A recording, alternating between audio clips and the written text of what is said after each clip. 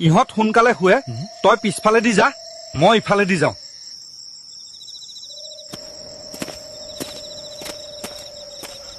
সোনকাল কৰ, ঘৰৰ মানুহ সাৰি পাব। ইমান ঠাণ্ডা পৰিল, মহকেইটাৰ যাবা হনাই। কোন ঐ? কোন বাহিৰত? নৈ কোন বাহিৰত? ঐ পলা পলা, সাৰি পাইছে।